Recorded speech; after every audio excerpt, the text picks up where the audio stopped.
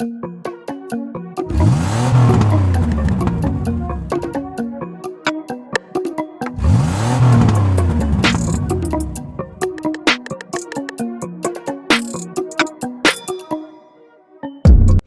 we're live in Marquette, Michigan. It's the Revved Up 906 podcast, a Detroit Pistons podcast to be exact. I'm Hudson. And I'm Ryan. And we are in week number 8, episode number 8. And today we are going to be comparing past to present players. Let's start us off, Ryan. Alrighty. One of my favorite guys to listen to. Yeah. Greg Kelser. Absolutely, man. Legend. He is honestly one of my favorite Pistons. He's one of the most underrated Pistons, but one of my favorites. Isaiah Livers. Yeah. So I'd say they're pretty similar in build. Yep. Just in the sense they're around the same height and everything. They played like the same role on the Pistons. And so I couldn't really compare Isaiah Livers in the sense of 2 seasons or even his rookie season. Mm-hmm. So I did his first 41 games, which has only been this season and last year. Yep. With Greg Kelser's first rookie year.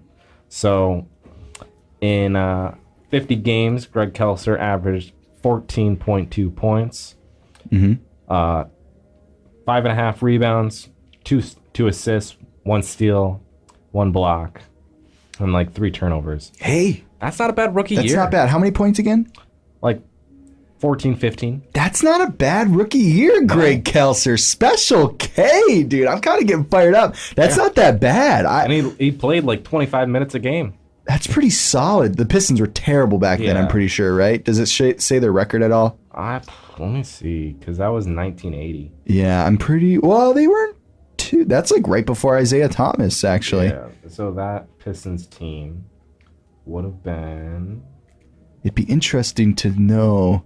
But he probably would have been a pretty bright light on that bad team. Yeah, so we would have had Dick Vitale being the coach.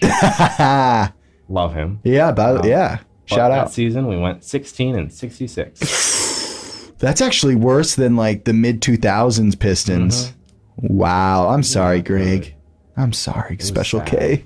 But he had a great rookie year. Yeah. And what are some Isaiah Livers stats? Livers in 41 games, 6 points, 3 rebounds, not like 1 assist, 1 steal, 1 block, and like 1 turnover. Mm-hmm. So like nothing like, Yeah. But keep in mind, people, he has been injured a lot. Yeah. He also came off an injury following his career at Michigan. One of my favorite Michigan players to watch. Yeah, oh, absolutely. But other than Nick Stauskas. Yeah. Dude, he was the man.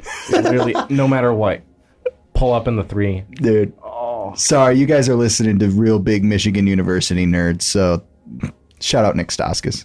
Yeah. OG. Mm-hmm. But, yeah, I mean, Greg Kelser in his NBA career was kind of like a perennial starter. Yep. He maybe like a role player at times, maybe towards the end of his career. Mm-hmm. Do you see Livers kind of living up to like a Kelser type career? Do you see him being a little bit better? Do you see him going overseas? I see Livers being one of those key role players, guys you would think of like, it's a weird comparison in the sense of different positions they played. Yeah. But like a Patty Mills or like a Danny Green or something. I get what you're saying. I get what you're saying, where a key role player on a really good team. Yeah. I hear you. That's exactly what Isaiah Livers, I think his ceiling is. And is it with the Pistons? I hope so. Yeah, I hope so too, to be honest. He loves everything Michigan, so I could see him staying around. He's from... isn't it Kalamazoo? I think so. Yeah, he won Mr. Basketball in like 2016, 2017, around that range.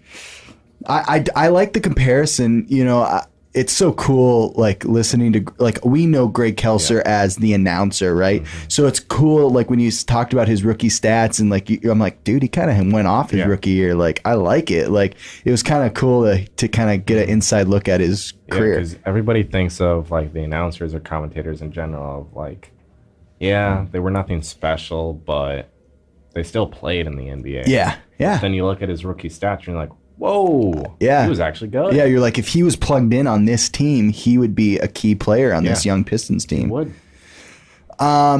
So kind of moving on, I know that a lot of people love to talk about this comparison, especially nationally when it comes to ESPN and like all the bigger names like to talk about these two guys together. I kind of want to do a deep dive into, well, let me start with this. Grant Hill was one of the first guys, other than Magic Johnson, that was big in size, or in other words, lanky, and could run an offense and could get a bucket in your face no matter what you were doing or how good you were guarding him. And if you watch back Grant Hill's highlights, it's nearly identical to our guy, Cade Cunningham. We drafted Grant Hill with the 3rd pick in the 1994 draft, and Grant Hill would eventually win Rookie of the Year and named to the Eastern Conference All-Star team in year 1 with the Teal Pistons. Cade and Hill have plenty in common as playmaking forwards who have versatile and strong all-around games on both ends of the floor. Both guys rebound, set up teammates, can create their own shot, defend multiple positions, which is huge in today's NBA. High IQ players who understand the moment and to know when to take over the game. Lay down some rookie year stats for these two guys. Alrighty. In 64 games, Cade Cunningham, 17.5 points a game, 6 rebounds, 6 assists, shot 41%, 31% from 3, and 85% from the free throw line. Yep. Grant Hill, in 70 games, 20 points, 6 rebounds, 5 assists, shot 47%, 14% from 3, and 73% from the free throw line.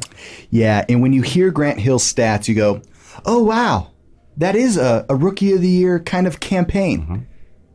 And then you look at Cade Cunningham's stats, and you're like, oh, these are pretty similar stat lines, similar averages. And at the end of the day, Grant Hill came home with the Rookie of the Year. And Cade got snubbed by Scotty Barnes. Dude, it is one of the biggest things that gets me fuming, because whenever the Pistons play Scotty Barnes, guess what Scotty Barnes does against the Pistons? Squat, people. Yeah. He does squat. We does shut him down. Nothing. And it's so frustrating because it's like, this is really who you had winning Rookie of the Year, people? Even the guy that got second in Evan Mobley. Evan Mobley is on a good team. And this season alone, so is Scotty. His stats alone this year are so much lower than last year, and that's because of Donovan Mitchell. I know. Dude, it drives me crazy. It drives me crazy. One thing, Greg Anthony famously, I think it was during the draft, I think they had Cade come on the panel during this year's draft, and Greg Anthony tells Cade Cunningham he's Grant Hill with a jump shot, and Cade Cunningham says, it's an honor, and I think even today people my age are asleep on how great Grant Hill was as far as what he did for the game of basketball.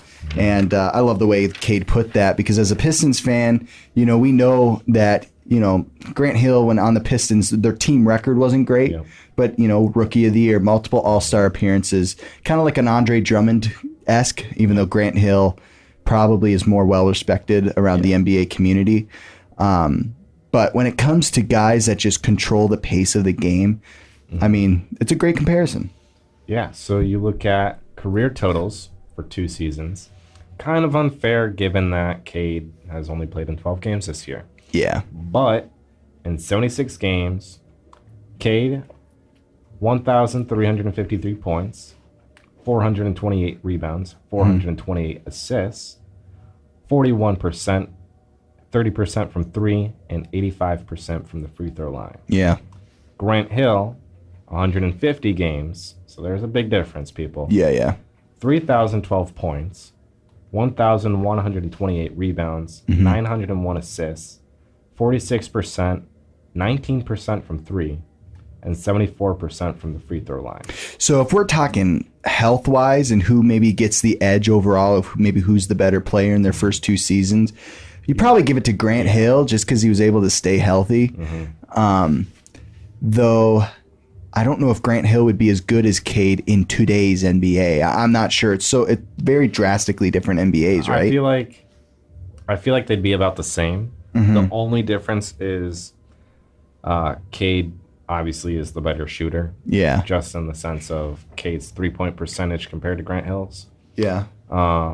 I broke it down as far as to go, well, what was Grant Hill's 76 game totals compared to Cade? Because I feel like that's more reasonable. Absolutely. I agree. Seasons, because 150 to 76 is much different. Yeah. So in 76 games, Grant Hill, 1,523 points, 495 rebounds, 382 assists, 128 steals, 64 blocks, and 222 turnovers. Grant Hill has 170 more points than Cade. He has 67 more rebounds. Cade has 46 more assists. Okay. Grant has 40 more steals. 40 more? Yeah. Dang. 14 more blocks. And Cade has 51 more turnovers. The turnovers thing is pretty scary, right? Yeah. Maybe that's what took the Rookie of the Year away from him. The turnovers up there. Yeah. It's too high. Even steals. Grant Hill, a steal master, man. Dang. I mean, you know, I feel like the turnovers probably did hurt Cade a little bit when it came to the Rookie of the Year race. Because turnovers, I mean, it's a huge thing in today's NBA. Like, if you're giving up the rock 20 times in a half, like, or in 3 quarters, like, that's bad. It's not a recipe to win. Yeah. And see, I went the 76 games breaking it down. I literally went, what was the box scores, and just added everything up compared with that season and everything. But, like, you look at the games, Grant Hill really did pretty darn good. Like, he wasn't bad. Like, his rookie season, like, first game there, 25 points in his first ever game in the NBA. Right. That's pretty good. Yeah. He also had 10 rebounds. He had a double-double with 5 assists and 3 blocks in his first ever Pistons That's game. A pretty good showing. Was that at home, does it say? Or I don't know. Yeah, that was at home. Okay, wow. The Lakers, but they lost. Oh, dang it. Lost to the Lakers. But he went off in the Palace, man. Ripped the Palace, by the way. And then let's compare that to Cade's first game. Let's see. Cade's first game. He didn't start the season, I know that. Yeah, I'm trying to see what the difference was between the two. Yeah, I'm pretty sure he was out the first 6 games of the season. I was pretty sure his rookie year. Because I'm curious on how close they were box score wise to each other.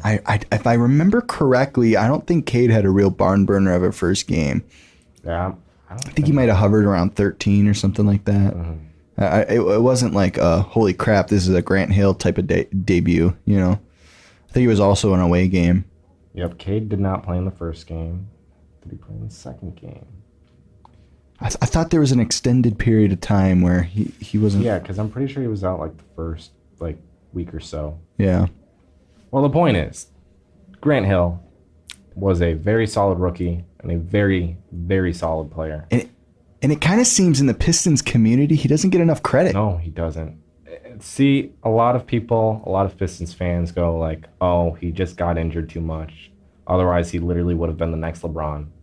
And I would agree with that. Because you see his box score every single game he's played in. It's like, whoa, those are good numbers. Yeah. And then you compare that with current rookies, and you're like, oh.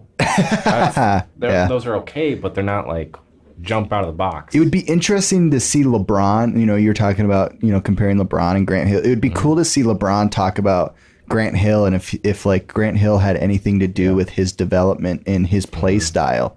Because they are very similar. They are, actually. Grant Hill, historically not a very great three-point shooter. LeBron, he's okay, but he's not great. Yeah, when playoff time comes around, he'll burn you. But yeah, it's not like he's a real hardcore shooter by any means. So it does kind of feel like Grant Hill doesn't get enough credit for his first 4 or 5 seasons with the Detroit Pistons because, he was an all-star all those years. It kind of sucks we weren't able to keep him in Detroit. Yeah. We did get Ben Wallace in the trade for him. We did. So. See, I didn't know that. That's kind of cool, a little factoid. Okay, that's cool. Then I'm still happy we didn't, to be honest. But I love Grant Hill, but my favorite Piston of all time is Ben Wallace. So kind of happy we got Ben. Yep, absolutely. One of the comparisons I kind of wanted to touch on, just because for some reason this player it's kind of like my Rodney Stuckey a couple weeks ago. This guy kind of just got he just kind of holds a soft spot in my heart as like a guy that played a couple consecutive years for us. Everyone loves comparing Stu and Big Ben, and it's not a bad comparison, of course. You know, physically they are similar and their aggression on the court is nearly matched. Yeah. But a guy that I think has some similarities to our beef stew is Jason Maxiell. And the OGs will remember this big man. Maxiell actually had a pretty long stint with us, getting drafted in 2005, higher than I would have expected at the 26th pick in the first round. Yes, overall, Maxiell is pretty much a nobody to regular NBA fans. Yeah. But Jason has a soft spot in most Piston OG fans. Do you remember Jason Maxiell at all from when we were kids? Mm-hmm. Yeah. I'm like, yeah, he's okay. Nothing special. No. But nobody was much special on those. No. Like, because he got drafted in 2005, so that was 2 years. We won in 2003, correct? Mm-hmm. So that was kind of after the big boom. He might have been there for like an Eastern Conference Finals or something like that. Yeah. But other than that, he was there for all those terrible years. From like 2005 to 2013, 2014, he was on our team. Stan Van Gundy era. Yeah, he left. I think Stan Van Gundy shipped him out as soon as he got to town. Yeah, Stan Van Gundy sucks.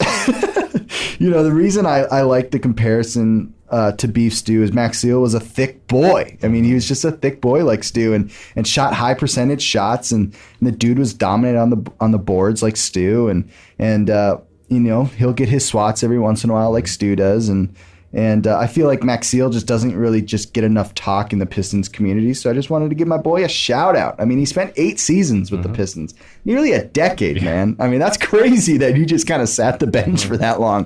Do you think Rodney McGruder will be around that long, since he's just kind of... I wouldn't be surprised.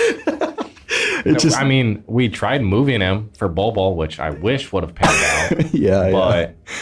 But he's still here. I know. It just, Maxiell kind of reminds me of Magruder just because he just sat the bench. Positive Magruder actually has a no trade clause in his contract.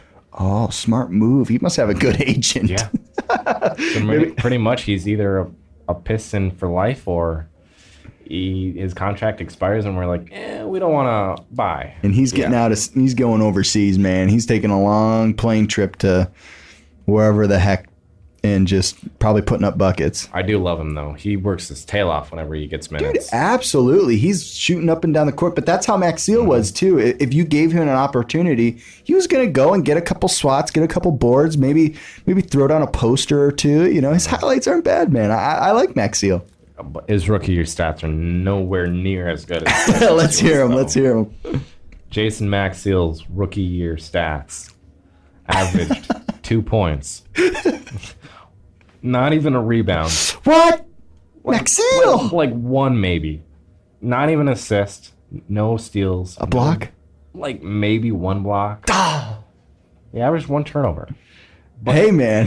Hey, whatever fills up that stat sheet, you know? His field goal percentage is 42%, which isn't like, but it's not good. Yeah. He did not shoot a single 3. Okay. Which, granted, I can understand that given it's 2005. Yeah, right. Free throw percentage, 33%. It was not good. Dude, that's funny. You know, the other thing, too, like, about Maxiell is, like, his best season with the Pistons, like, he only got around, like, 24 minutes, and I think it said he averaged, like, 12, 13 points. Mm-hmm. That was his best season of his career, because I'm pretty sure he went to Washington when he left Detroit, and I think he like got some minutes whenever he played the Pistons, which was 4 times a year, and that was like the only time he ever really got playing time. But Maxiell, I still love him, man. If you're watching, hi. Granted, Maxiell only played in 26 games his rookie year. So. Yeah, because that 2005 team would have been, you know, Ben Wallace still would have been, and I think Antonio McDyess would have been around. So we had a couple good bigs on that roster. But I still feel bad, you know, Maxiell, you could have worked out. I'm sorry. Yeah. Stu's stats line compared to his, oh my goodness. Let's hear his. And when you look at Stu's stat line, it's like, who's this all-star and who's that scrub? Yeah, right. Well, yeah, of course, yeah. So Stu, 8 points, 7 rebounds, basically an assist, a steal, and a block. Yeah. You know, it's just for fun. Maxiel, like when it comes down to it, he didn't actually really do squat for us. I think he actually might have cursed the early 2000s Pistons if I think about it. Yeah. Wait, maybe my whole mind's just flipping mid-podcast about Jason Maxiel. He was in Detroit for 8 years. Yep. And then he went to Orlando. Oh, he went to Orlando first. Yep. Didn't he hit the Wizards? Nope. Oh, what? I read it wrong. Played in Orlando and Charlotte. Okay. But it would have been the Charlotte Bobcats. Yeah. Dude, shout out the Charlotte Bobcats, though. I love their jerseys for some reason. They had a great mascot and great colors, but they sucked. Yeah, they were like the Pistons. It was like always Charlotte and the Pistons that were just horrible. I will say, though, the Hornets, much better mascot. Yeah. And much better jerseys. Oh, the colors are great, right? Yeah. And they all wear Jumpman because Jordan's the owner. Which is pretty sick. Yeah. I mean, if you go to Charlotte, you pretty much get Michael Jordan's phone number. It's like, yeah, that's pretty sick. Mm-hmm. Now, I mean, a little Piston hater, but he's okay still. Yeah. I mean, we beat him. It's like. And if you guys haven't heard, he is now the name on the MVP trophy. Yeah, that just changed. Do you remember some of the other trophy? Yeah, let me see. Because I think I saw it. Which is kind of wild. They switched that up. Mm-hmm. I wonder what were fans wanting that? I'm not sure. Yeah. But I will say the significance behind like the details on the trophy is pretty cool. Mm-hmm. So where is it? So the trophy stands 23.6 inches tall. Cool. And weighs 23.6 pounds. No way. Yeah. What the crap? That's heavy. Mm-hmm. But it represents Jordan's number, 23, and the number of championships he won with 6. That's cool. Its 5-sided base is a nod to Jordan's 5 league MVPs. That's cool. The namesake badge is 6-sided, a nod to his 6 championships. That's awesome. The 15-degree angle of the base is a nod to Jordan's 15-season career. The crystal basketball consists of 23 points, a nod to Jordan's number. Dude. The basketball measures 1.23 inches in diameter in reference to the singularity of the MVP and Jordan's standout. The details. Yeah. Holy crap. Yeah, and he wanted the player of the award to not look like him and to look like very generic. So whoever wins the trophy is like, oh, that's me. It's not Michael Jordan. Yeah. So I appreciate it. That is cool. That is 100% awesome. Like, I saw the post on Instagram, but I didn't take time to look at the caption. I don't even know if the caption described that, but like the details is incredible. That is so cool. Mm-hmm. Well, week number 8 is under the books. We compared and contrasted past and present players. So, I have a feeling I know what your answer is going to be. Okay. But come on, man. Does Jason Maxiel get a big time? Come on, please.